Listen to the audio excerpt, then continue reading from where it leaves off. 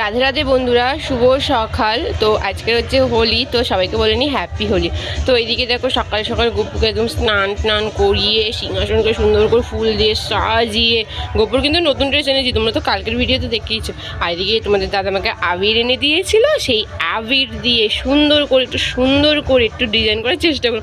আসলে আমি না কোনোদিনও মানে আবির দিয়ে আলপনা করার চেষ্টা করিনি, তো এই প্রথম করলাম। তো এই দিকে দেখো তোমাদের পুচকু গপু সোনাকে একটু আবির মাখিয়ে দিচ্ছে, কারণ তোমাদের পুচকু এবারে দ্বিতীয় রং খেলা হলেও আগের বছর ও তো ছোটো ছিল একদম বলতে গেলে, তখন তোকে আর রং মাখানো হয়নি বা কাউকে রং মাখাতেও পারেনি, তার জন্য ও এইবারে প্রথম ওর গপু দাদাকে রং লাগালো।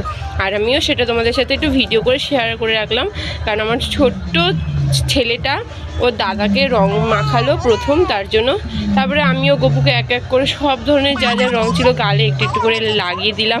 আর জানো তো গাইস, আমার গপু কিন্তু আমার কাছে আজ 3 বছর আছে, কিন্তু 3 বছরে আমি কোনোবারই ওকে রং লাগাতে পারিনি, কারণ প্রথম বছর ও যখন আমার কাছে ছিল তখন আমি ওকে দিতে পারিনি, হচ্ছে আমাদের কালো উৎসব ছিল, তারপর আমার নতুন বিয়ে ছিল, তখন ওকে বার করা হয়নি, প্রতিষ্ঠা করা হয়নি, তার জন্য যাই হোক এইবারে তো দিতে পারলাম। আর কি দেখো আমার গপুর লুকটা রং দেখার পর, তারপরে দেখো এইখানে আমি তুলসী মন্দিরের এখানটা একটু রং করলাম, আবার একটু লিখেও দিলাম হ্যাপি হোলি বলে।